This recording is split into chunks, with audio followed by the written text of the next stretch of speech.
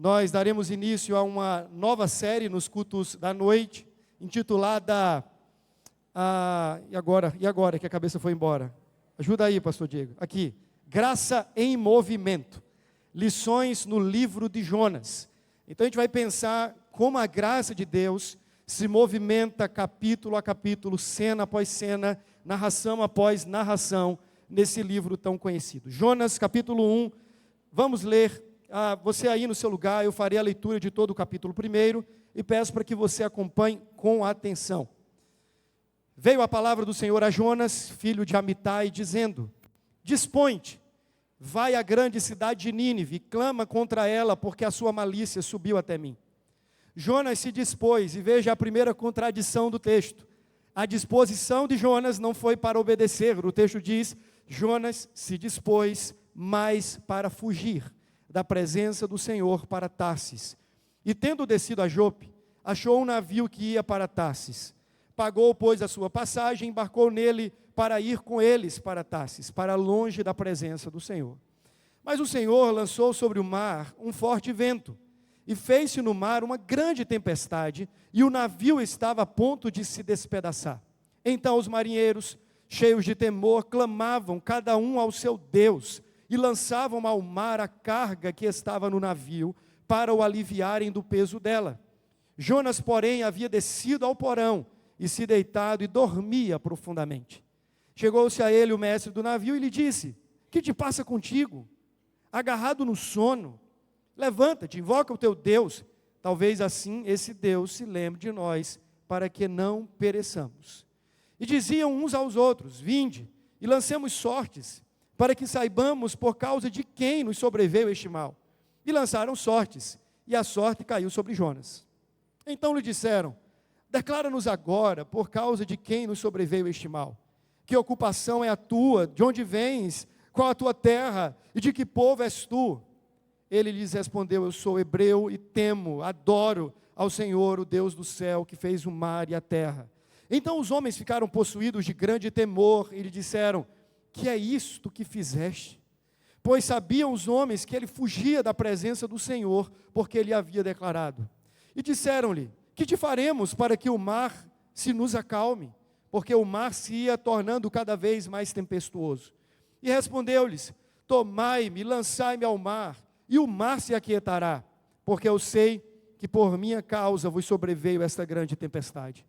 Entretanto, os homens remavam, esforçando-se por alcançar a terra, mas não podiam, porquanto o mar se ia tornando cada vez mais tempestuoso contra eles.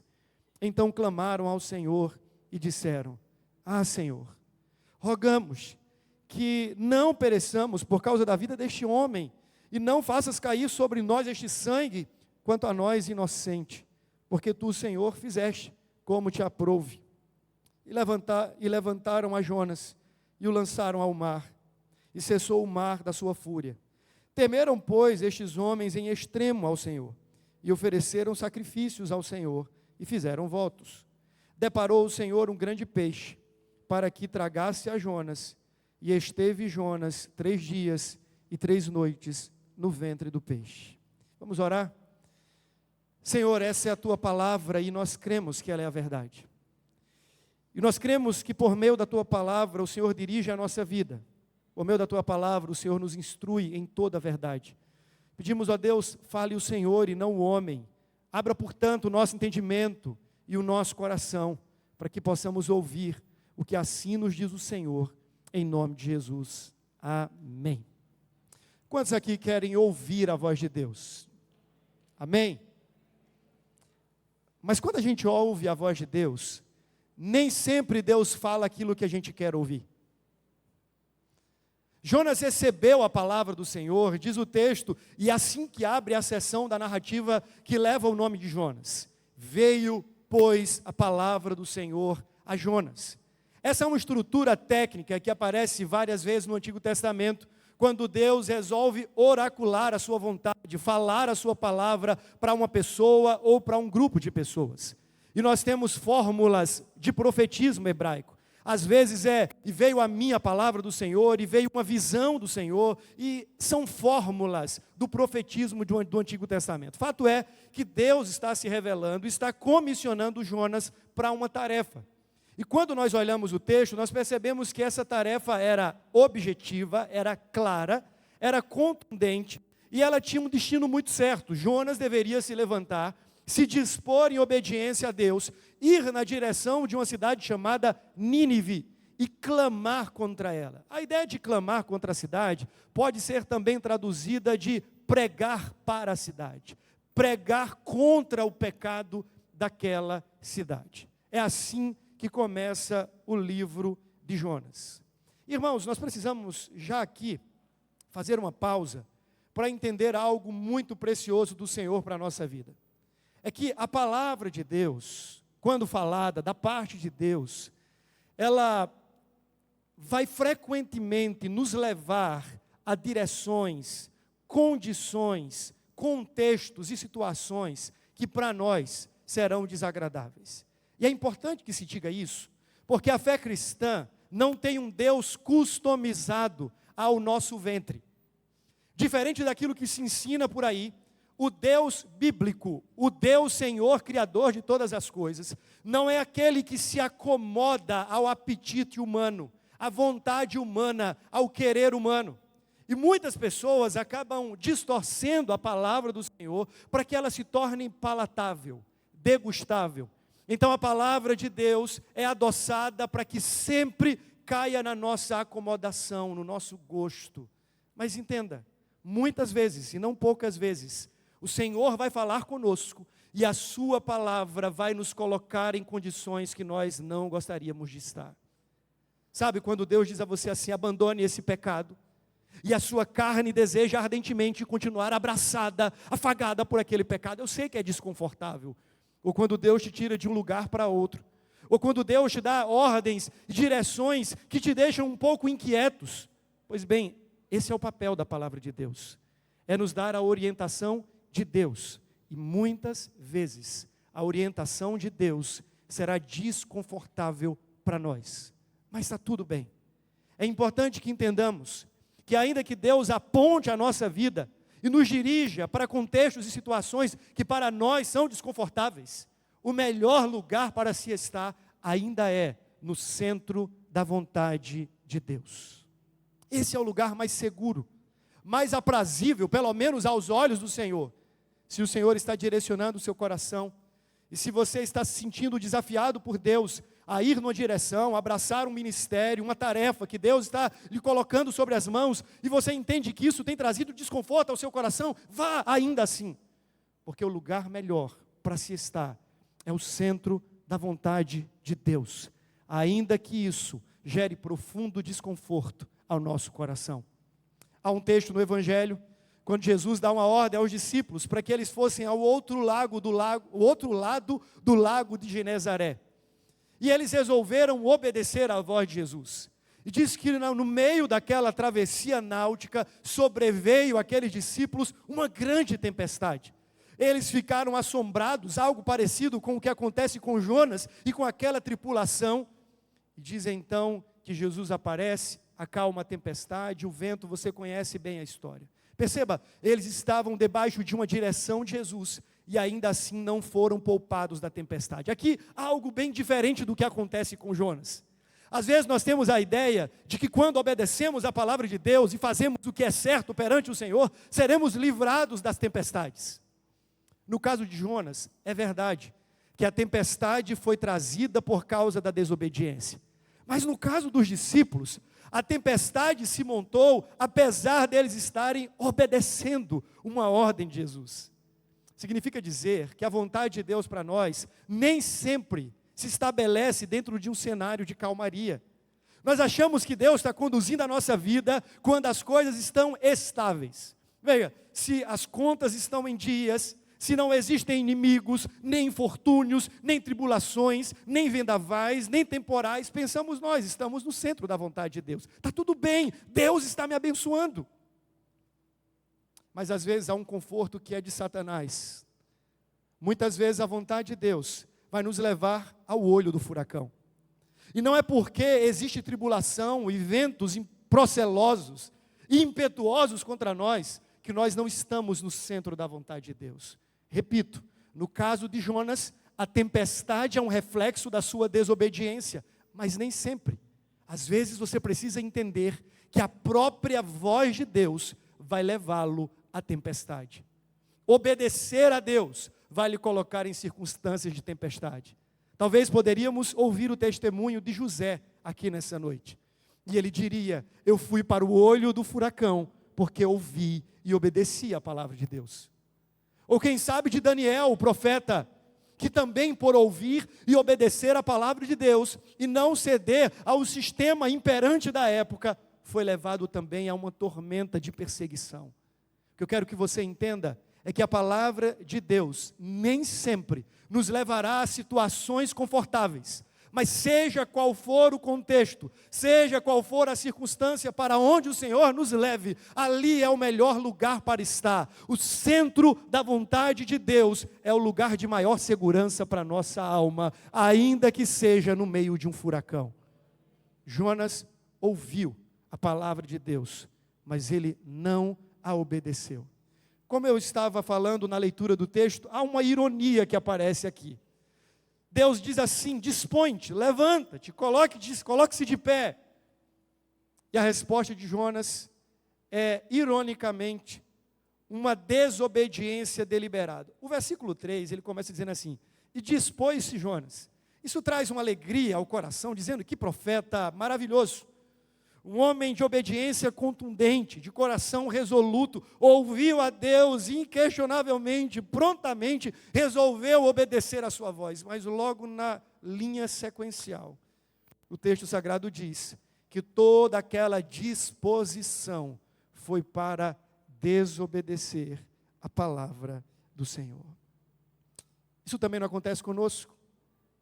Muitas vezes nós temos maior disposição para desobedecer do que para obedecer. Maior disposição para agradar o homem do que para agradar a Deus. Maior disposição para nos pactuar e nos comprometer com aquilo que circunstancialmente nos beneficia, do que nos comprometer com a palavra do Senhor, com a sua lei, com os seus mandamentos. É provável que nessa noite eu esteja falando, a começar por mim, para tantos corações disponíveis a desobedecer.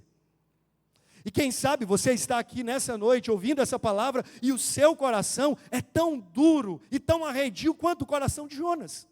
Deus tem falado ao seu coração, Deus tem ministrado a sua vida e toda a sua disposição é uma disposição em desobediência, em contrariar a vontade do Senhor, em fazer aquilo que você acha que é melhor para a sua vida. Nós somos tão tolos, irmãos, porque nunca aprendemos. Os nossos pais, Adão e Eva, já haviam nos ensinado há muito tempo que não vale a pena confiar em nós mesmos, nos nossos caminhos, na nossa própria sabedoria, sempre dá errado. E nós insistimos, ainda hoje, milhares e milhares de anos depois, dizendo assim: eu sei o que é melhor para mim. Eu posso ser lei para mim mesmo. Eu posso decidir os meus caminhos, eu posso fazer as minhas escolhas livremente, e está tudo certo. Não, nunca estará certo. A sua e a minha disposição precisam estar apontadas na direção da obediência à voz do Senhor. E quem sabe logo no início desse sermão, você precisa curvar o seu coração diante de Deus, se arrepender, dizendo assim: Deus, me perdoa, porque eu também tenho ouvido a tua voz. O Senhor tem falado comigo, mas o meu coração tem se indisposto ao Senhor. A minha disposição está em te desobedecer e não em te obedecer. Depois, o texto diz que Jonas resolve ir para o mais longe possível. Se você puder, faça uma pesquisa rápida na sua casa, do mapa do mundo antigo, e você vai perceber o que é que está acontecendo geograficamente. Vamos imaginar que esse mini púlpito é Jerusalém, Israel, o reino do Senhor. Vamos imaginar que isso aqui é o leste. Você está mais ou menos a 500 milhas da Síria, ou da Assíria, de Nínive. Você está aqui a 500 milhas aproximadamente. Essa era a ordem de Deus. Tome a direção do leste, caminhe 500 milhas e você chegará a Nínive e você pregará a minha palavra para esse povo e os conclamará ao arrependimento. Essa era a ordem. Agora, do outro lado dessa rua estaria Tarsis, a mais ou menos 2.500 milhas de distância a oeste. Não é que Jonas foi para a cidade vizinha. Jonas está tão obstinado em fugir que ele quer ir para o mais longe possível. Há quem diga que Jonas queria sair de toda aquela dimensão do território de Israel, porque talvez ele tivesse sido, por um instante qualquer, ludibriado pelo seu pensamento que Deus não estaria ali. Talvez em seu coração Jonas fora subestimado, com a ideia de que se eu for para bem longe, se eu sair do território de Israel, quem sabe lá Deus não me achará. Ele percorreu uma grande distância, porque ele estava profundamente resolvido a fugir de Deus. Eu quero fazer um outro apontamento aqui, porque o que Jonas faz é o que os nossos pais fizeram, o pródigo fez e nós continuamos fazendo ainda hoje. A tentativa de subestimar a Deus, achando que nós podemos nos ausentar, nos ocultar das suas vistas, do seu olhar, da sua atenção, é sempre presente no coração do pecador. Você lembra que quando Adão e Eva pecaram, e Deus apareceu na viração do dia, como era de costume, o que eles fizeram? Você lembra? Senhor, eu estava aqui escondido, ouvi a tua voz, tive medo, me escondi, e eles estavam vestidos com roupas de folhas. Tive medo, Senhor. E como é que eu tento resolver a minha culpa e o meu medo? Fugindo de Deus. Você lembra o que o pródigo fez? Quando ele sai da casa do pai, a Bíblia diz que ele saiu e foi para um país distante. Esses detalhes importam. Não é que o filho pródigo foi para o bairro vizinho. Não é que ele foi para o prostíbulo mais perto. Ele quis ir para o lugar mais longe, fugindo de todos os referenciais da casa do pai, de possíveis conhecidos, do cheiro da carne da casa do pai, da sopa da casa do pai. Ele queria estar o mais longe possível, no lugar e em uma condição em que ninguém o visse, ninguém o percebesse. Essa é a tentativa do coração humano, sempre fugir, sempre se esconder. Mas assim como acontece em Jonas, acontece em toda a história bíblica, nós aprendemos que isso é uma subestimação nossa, porque ninguém há que possa fugir ou se ocultar dos olhos de Deus. Adão foi encontrado, Jonas foi achado, o pródigo foi caçado pelo amor do pai, e a sua consciência o trouxe de volta, de modo que nós podemos dizer como salmista no Salmo 139, cada um de nós, para onde me ausentarei do teu espírito? Para onde fugirei da tua face? Se eu subir ao mais alto monte, tu estarás lá. Se eu descer ao mais profundo abismo, o Senhor estará lá. Se eu tomar as asas da alvorada e me destinar aos confins dos mares, ainda lá a tua mão me guiará. Para onde, Senhor, fugirei do teu espírito? Para onde me ausentarei da tua face? Quem sabe eu esteja falando com pessoas que estão tentando fugir de Deus. E eu não estou falando apenas daqueles que ainda não são crentes e que não fazem parte dessa comunidade chamada igreja. Estou falando, quem sabe, para você, crente. Lembre-se que nós estamos falando de Jonas. O anacronismo poderia dizer que Jonas era um crente, era profeta do Senhor, aquele sobre quem colocaríamos e depositaríamos todas as expectativas. Se há alguém que vai ouvir a Deus e vai obedecer a Deus, esse é Jonas. Mas a sua atitude é de fuga. Sabe, irmãos, sempre haverá, alguém já disse o seguinte: Satanás sempre oferecerá uma carona para aqueles que desejam fugir de Deus. Existe sempre uma vaga no banco de trás do carro de Satanás para aqueles que desejam fugir da presença do Senhor. Sempre vai ter um barco disponível, sempre vai ter uma mão ajudando, sempre vai ter um conselho maldito dizendo: esse é o caminho. Sempre vai ter alguém pagando a passagem para você ir para Tarsis. Mas cuidado, fugir de Deus sempre nos leva a uma rota de declínio e decadência. O texto começa com Deus ordenando que Jonas se levantasse e fosse para Nínive. Mas a sequência do texto é que, na verdade, Jonas está descendo. Nós não vamos ler o texto por inteiro, mas o texto diz que quando ele chega, ele desceu para Jope. Veja o versículo de número 3. Então Jonas se dispôs, não para obedecer, mas para fugir do Senhor, para Tarsis. E tendo descido a Jope, achou um navio que ia para Tarsis. Ele paga, e quando ele chega naquele navio, ele desce ao porão do navio. E depois ele desce a um profundo sono. E depois ele desce às profundezas do mar, no ventre de um peixe. Se há algo que você não pode esquecer, é que a vida longe da vontade de Deus é uma vida de constante e progressiva decadência. Constante e progressiva decadência. Jonas desce para Jope. Ele desce para o porão do navio. Ele desce no sono profundo. Ele desce ao profundo mar, no ventre de um peixe.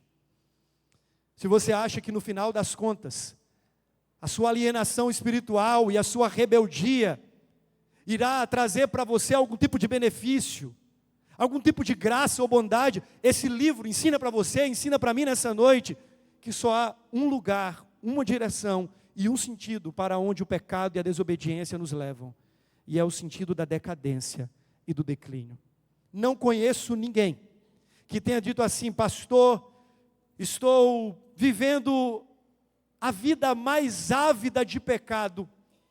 Estou rodeado por todos os meus desejos e prazeres e me satisfazendo em cada um deles. E eu continuo sendo a pessoa mais feliz. Tudo está indo bem, tenho perfeita paz na minha alma. Não conheço ninguém.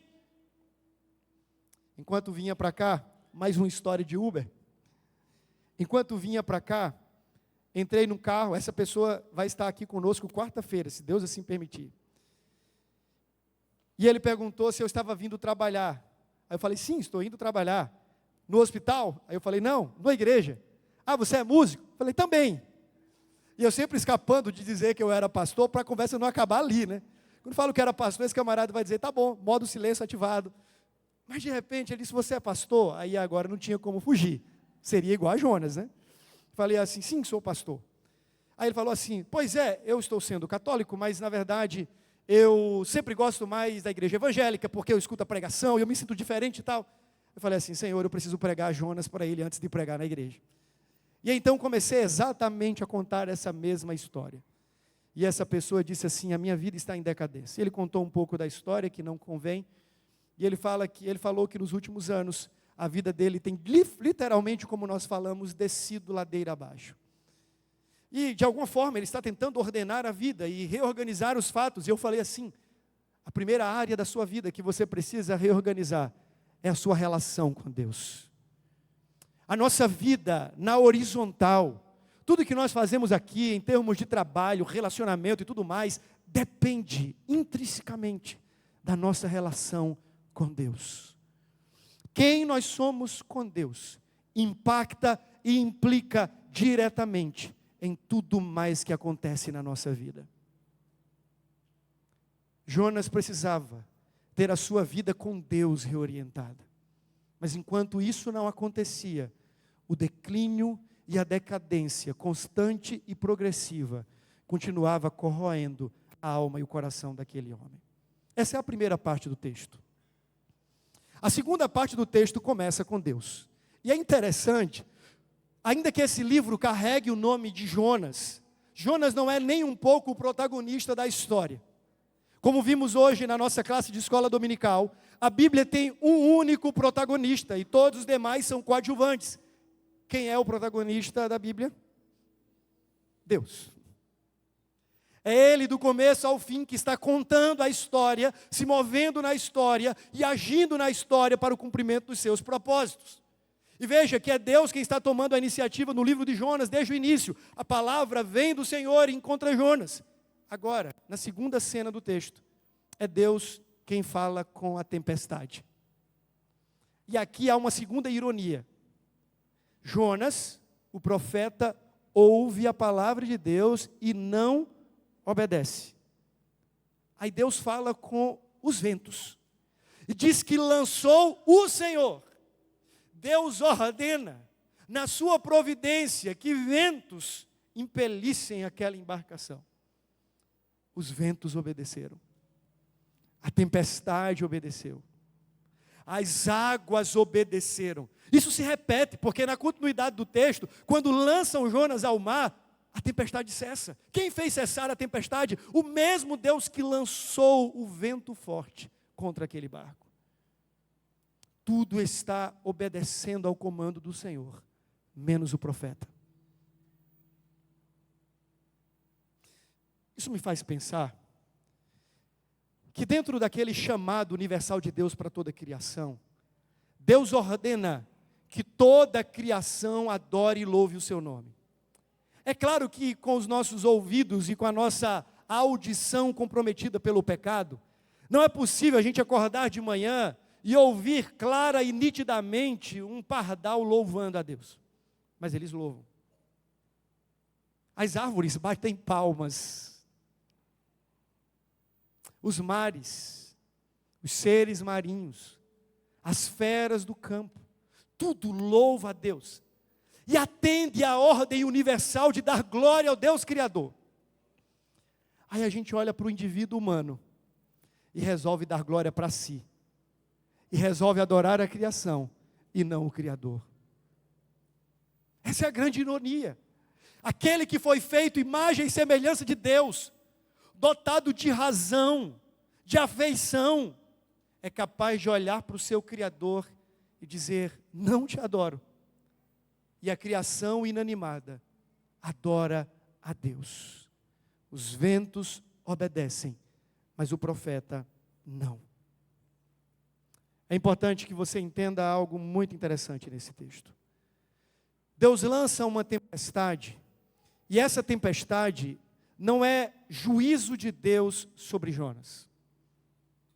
No primeiro momento, você vê Deus falando, você ouve Deus falando com Jonas e o conclamando para uma tarefa, para uma missão.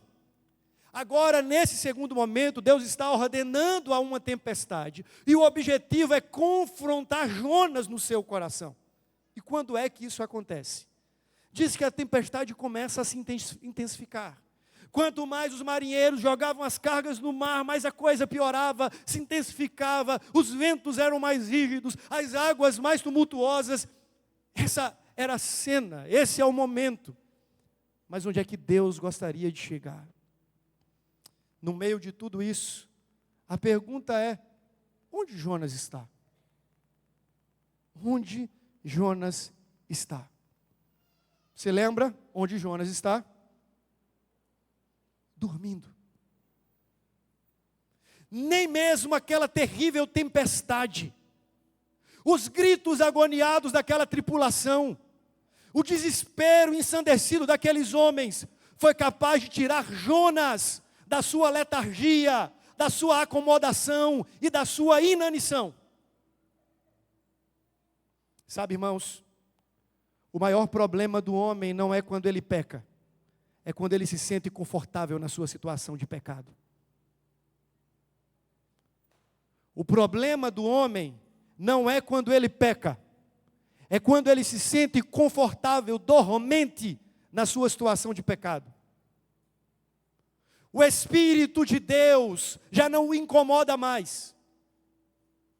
Estar na igreja, na comunhão dos santos, mesmo tendo uma vida dúbia, enganosa, não o incomoda mais. Viver de disfarce não o incomoda mais.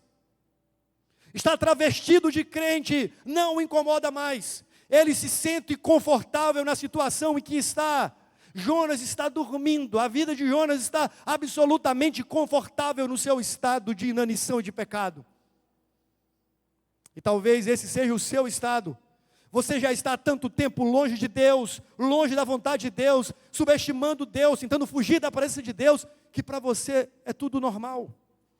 Pecar se tornou normal, fugir se tornou normal, chamar um palavrão aqui e acolá se tornou normal, consumir um tipo de conteúdo ilícito se tornou normal, falar coisas que não são agradáveis a Deus se tornou normal, porque você já está confortável no seu estado de pecado. Escuta isso de novo: pior do que pecar é sentir-se confortável no pecado.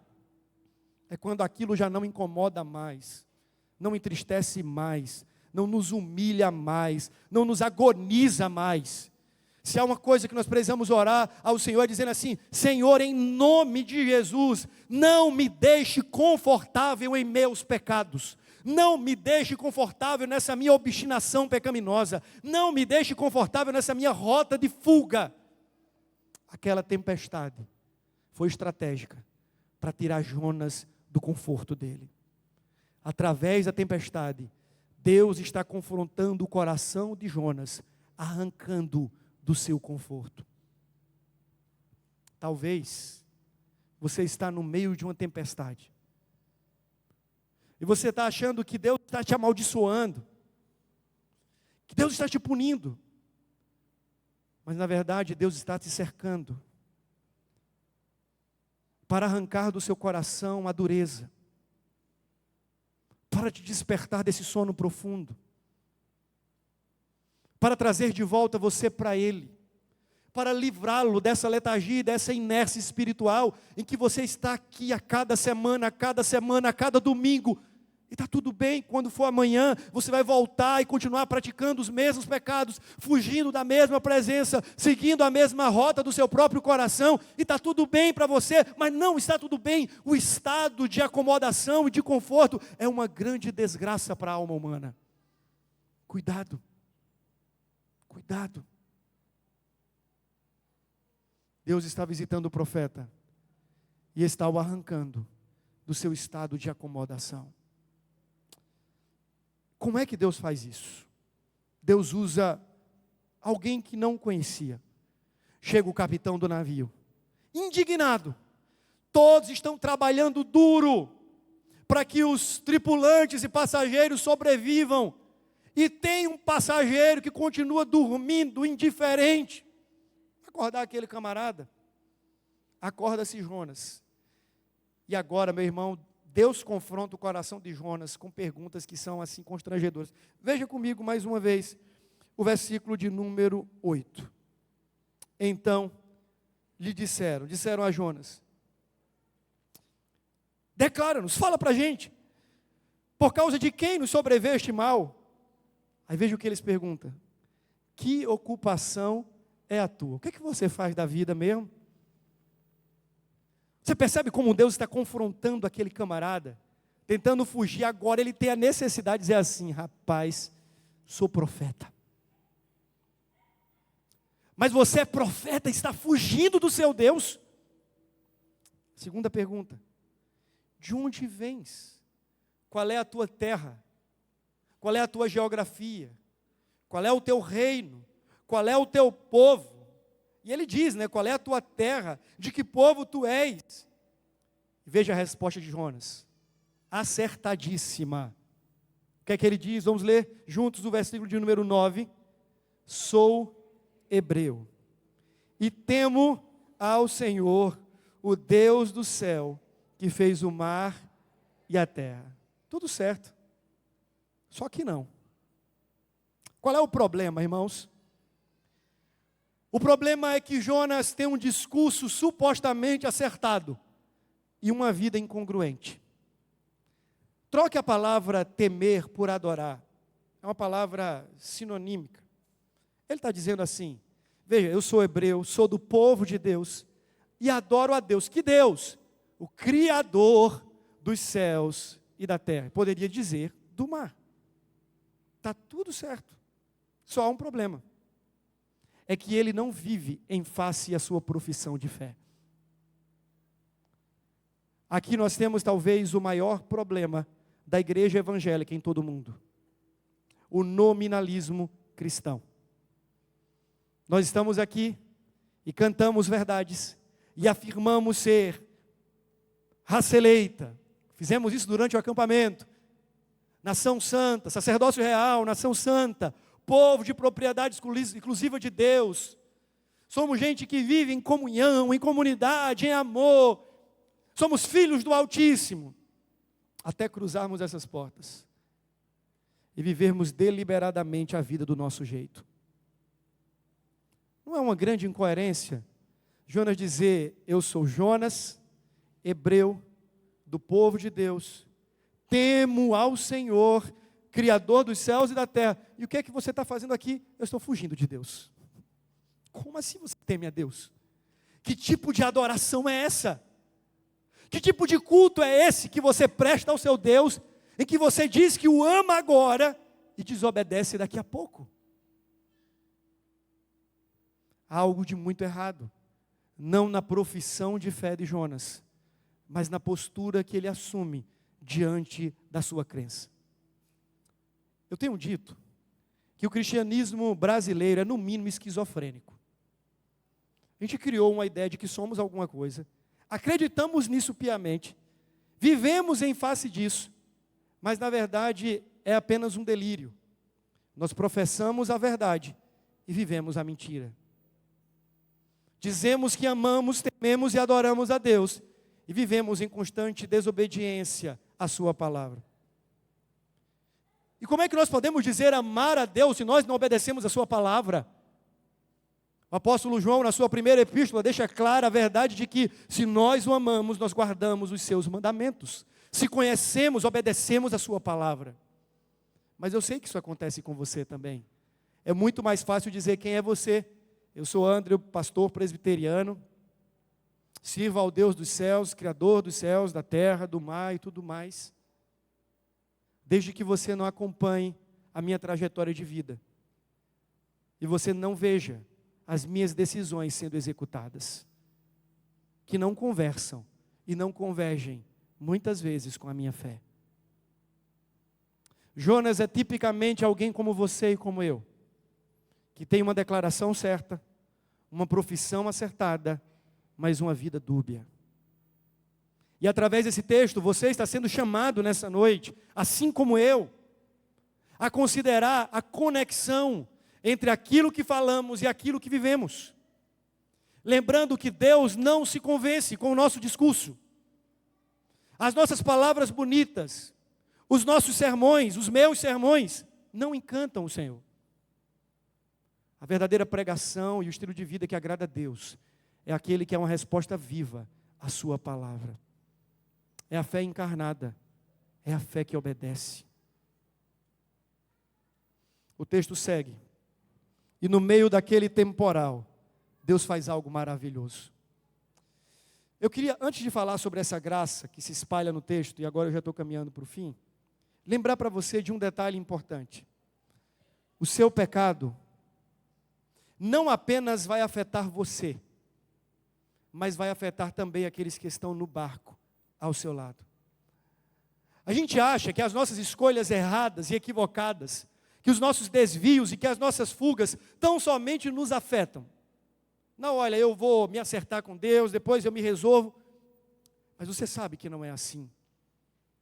Sua fuga e sua tentativa obstinada de viver longe de Deus não apenas tem afetado você, mas tem afetado você, sua família, tem afetado você e o seu casamento, tem afetado você e os seus filhos, tem afetado você e as suas finanças, tem afetado você e os seus negócios. Porque o nosso pecado, ele nunca é um pecado sozinho. Ele sempre carrega consigo aqueles que estão no barco. E eu queria dar um recado especial para os jovens. Vocês precisam fugir de qualquer tipo de relação que colocam vocês no meio de uma tempestade. Existem pessoas que vão se apresentar no barco com vocês e que são Jonas. Vão trazer a vida de vocês para o meio do furacão. Fujam disso. Lancem no mar. Não vem de Deus. Cuidado. Cuidado. Não confiem no próprio coração, nem na expertise de vocês. Vocês não sabem fazer boas escolhas. Eu não sei. Nós precisamos ouvir o Criador que sabe como melhor conduzir a nossa vida. Voltando agora ao aspecto da graça, no meio desse temporal, um feixe de luz maravilhoso se abre nos céus. Lembra que quando o temporal acontece, os marinheiros que estavam ali começaram a clamar aos seus deuses. Cada um começa a rezar. Vamos pensar agora no nosso contexto. Um chama para um santo daqui, outro chama para o outro de lá, outro clama a uma divindade aqui, outra do lá, e cada um começa ali a evocar e a invocar uma divindade, supondo que poderiam ser livrados. Nada acontecia. Quanto mais eles gritavam, quanto mais clamavam, quanto mais oravam, quanto mais rezavam, mais a tempestade se estabelecia. Agora, no final, algo aconteceu maravilhosamente. Quando Jonas é lançado ao mar, e vale-se dizer, a contragosto dos marinheiros, porque eles ainda tentaram um outro jeito de acalmar a tempestade, sem que fosse lançando Jonas ao mar, diz que fez-se grande bonança. E aqueles homens, veja o detalhe, não mais adoraram aos seus deuses, mas agora começaram a invocar o Deus de Jonas. E prestaram agora sacrifícios ao Deus de Jonas. Não é mais uma incoerência? Agora os marinheiros clamam e devotam adoração e louvor ao Deus de Jonas. E Jonas continua emudecido e não fala nada com Deus. Me parece que Jonas estava tão embrutecido, que era como se ele dissesse assim: entre obedecer e morrer, eu prefiro morrer. Me joga no mar. Entre ter que ir a Nínive e pregar a palavra do Senhor e morrer hoje mesmo, prefiro morrer a ter que obedecer. Mas naquele dia, houve salvação naquele barco. Eu fico imaginando agora a conversa dos marinheiros. A tempestade acalmou. Um olha para o outro e diz assim: espera aí, se esse Deus de Jonas é real, como ele diz ser, e ele é o Criador dos céus e da terra, nós precisamos agora mesmo nos prostrar diante dele, porque não há Deus mais poderoso do que esse Deus. E eles então passam a invocar o nome do Senhor, no meio de um temporal, no meio de uma tempestade. Deus revela a sua salvação àqueles pobres homens. Agora, mudando o enfoque de Jonas para a tripulação, é importante que se diga algo aqui muito verdadeiro. Muitas vezes você vai ser encontrado e vai encontrar lugar na graça de Deus exatamente no meio de uma tempestade. Talvez, e aqui eu queria que você, por gentileza, levantasse a mão. Quem daqui foi convertido por Deus no meio de uma circunstância de intensa dor? Alguém aqui? Seja familiar, seja de saúde, problema financeiro, enfim, relacionamento quebrado. Quem aqui? Levantando sua mão. Aquela tempestade foi exatamente o palco onde Deus destilou graça sobre o seu coração e lhe atraiu, e você está aqui. Para Jonas era um grande tufão, para aqueles marinheiros aquele vento era o sopro da graça, era Deus manifestando a sua bondade e o seu amor, e agora eles contemplam não os deuses pequenos, mas o Deus verdadeiro, Criador dos céus e da terra, e passam a invocá-lo. Ah, meus irmãos, esse texto nos mostra que Deus não desperdiça nenhuma oportunidade, a providência de Deus não deixa escapar absolutamente nada, até mesmo os temporais da nossa vida podem servir ao propósito da glória de Deus e da revelação da sua bondade, da sua graça aos homens. No meio de um cenário como uma pandemia, por exemplo, quantas pessoas não foram atraídas ao Senhor? Quantas pessoas não voltaram ao aprisco do bom pastor, no meio daquele grande temporal? Ainda que não seja o único método de Deus, eu não me furto em dizer que uma das suas estratégias é nos trazer a Ele no meio da tempestade. No primeiro momento dói, mas depois cura e sara a nossa alma. Se você está no meio de uma tempestade, e o final dessa tempestade for um coração mais grato, mais rendido, se o final dessa tempestade for culto a Deus, se o final dessa tempestade for uma visão mais engrandecida e aclarada de quem é o Senhor, louve a Deus por essa tempestade, porque ela é sopro de vida para a sua alma. Louvado seja o nome do Senhor. E aí, lançam Jonas no mar. Tempestade, acabou. Vamos pensar agora, o que esse texto tem a nos ensinar sobre alguém que é maior do que Jonas? Primeiro, eu quero fazer uma correlação e uma analogia entre a desobediência de Jonas e o efeito dessa desobediência na vida dos marinheiros. Em tese, em termos práticos e pragmáticos, a tempestade não sobreveio por conta dos pecados dos marinheiros, certo? Eles eram pecadores, eles eram idólatras, mas aquela tempestade em específico não sobreveio àquela embarcação, porque os pecadores eram pecadores. Veio porque Jonas estava em desobediência. Isso nos lembra de uma verdade teológica fundamental, que o apóstolo Paulo trata em Romanos capítulo 5. Paulo vai dizer que pela desobediência de um só homem veio a morte. Todos morreram. Sabe, irmãos, na realidade desse mundo caído, nós precisamos lembrar que todos, indistintamente, estão numa embarcação furada. Escute isso. Nós já nascemos no meio de uma tempestade e tomamos lugar no meio de um barco furado. Em que sentido? No sentido do pecado. Aí você diz assim, mas eu sou inocente, sou uma boa pessoa, nunca matei, nunca roubei.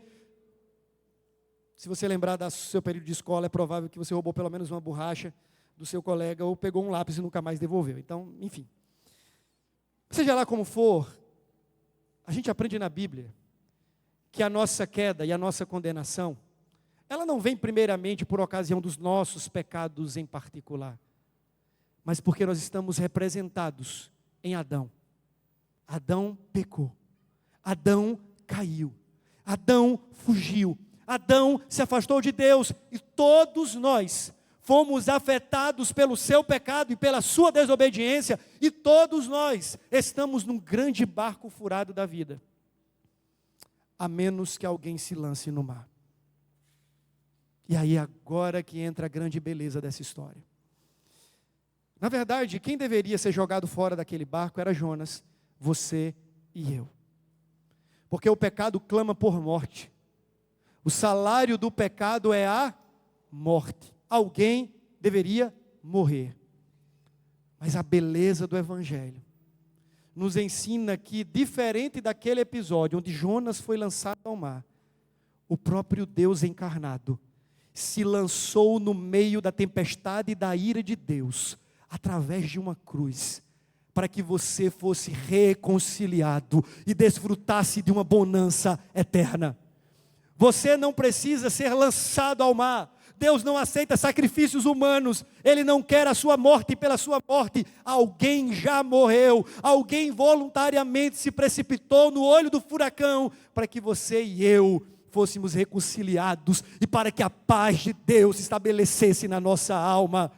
O que nós precisamos, irmãos, para sair desse barco furado é olhar para Cristo, olhar para o Evangelho. Jesus e somente Jesus é aquele que pode nos livrar da tempestade, da ira de Deus e nos levar a um lugar de bonança. O mesmo Jesus que colocou-se na proa da embarcação e disse: vento, acalma-te, mar, emudece-te. É o Cristo que na cruz do Calvário aplacou a ira de Deus para que você e eu tivéssemos paz. A verdadeira paz que você busca, que você precisa, não é a paz circunstancial, é a paz que vem de Deus e que só pode ser recebida por meio daquele que se lançou no olho do furacão, Jesus Cristo de Nazaré. Mas como é que a história termina? A história termina com Jonas morto, é isso? Como é que termina a história? Leia para mim o último versículo. Último versículo. Eu sei que fechou a Bíblia para achar Jonas de novo, dá trabalho. Mas Deus vai ajudar você. O último versículo do capítulo 1. No 3 agora. 1, 2, 3.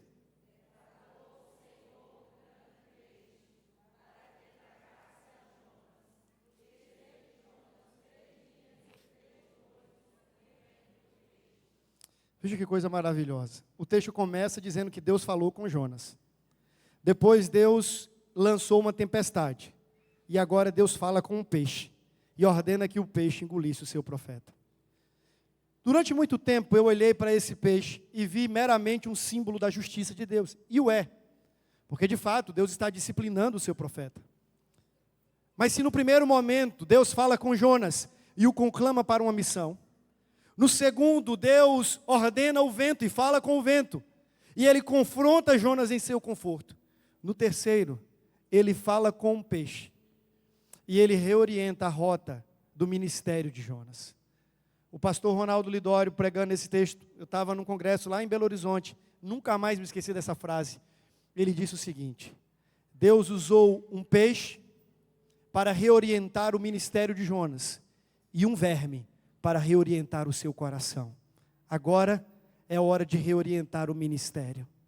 Ia ser doloroso, foi doloroso, mas foi um ato da graça de Deus.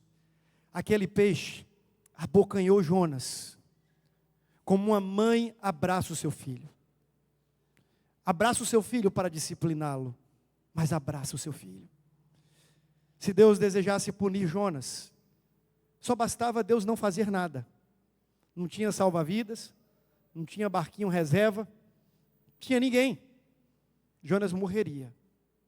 Aquele grande peixe é sinal de grande misericórdia e graça, mostrando que Deus, apesar de nós, sempre nos persegue e sempre nos alcança com a sua graça. Essa história nos ensina que a graça de Deus não desiste de gente como a gente. A graça de Deus não desiste de pessoas como você e eu. A graça de Deus nos chama, nos persegue, nos atrai, nos envolve, nos cerca e finalmente nos alcança.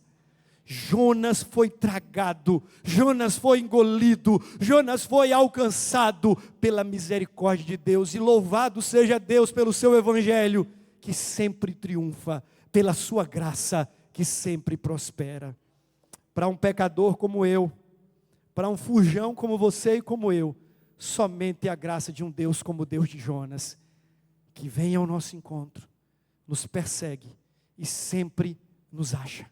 Sempre nos acha. Não sei se você lembra, uma citação que o pastor Jean Chagas fez aqui em um dos cultos, daquele treinamento do Minha Cidade para Cristo, onde ele mencionou um texto do John Stott, um pastor anglicano, quando ele falou do cão de caça dos céus. E ele disse que Deus tem os seus cães de caça, que eles saem a nos procurar e sempre nos encontram. E graças a Deus por isso, porque Deus não nos entrega a nossa própria sorte. Graças a Deus que intercepta a nossa rota de fuga. Graças a Deus que faz com que a sua graça triunfe sobre os nossos pecados e nos alcança para o louvor do seu nome. Amém? Nesse momento eu queria orar com você. Feche os seus olhos, coloque o seu coração diante do Senhor. Você ouviu a palavra de Deus, assim como Jonas ouviu a palavra do Senhor, e esse é aquele momento em que você diz assim: Deus, em nome de Jesus, eu não quero sair daqui deliberadamente desobediente, obstinado à tua voz. Eu quero sair daqui dizendo: eis-me aqui, Senhor, cumpra em mim o teu querer, faça em mim a tua vontade, estabeleça na minha vida o teu propósito, para a glória do teu nome. Senhor, estamos aqui, queremos viver tudo quanto o Senhor tem para nós. Confessamos, ó Deus, que muitas vezes somos arredios e tentamos nos esquivar e fugir.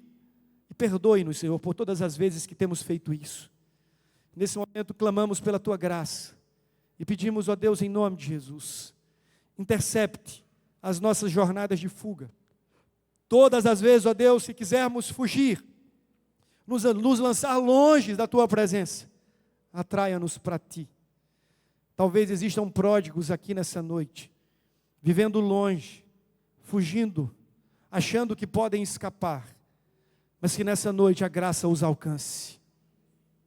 A consciência do Evangelho os transforme, que nessa noite eles sejam transformados e abençoados pelo poder da salvação que vem do Senhor. É a nossa oração, em nome e para a glória do Cordeiro Jesus. Amém.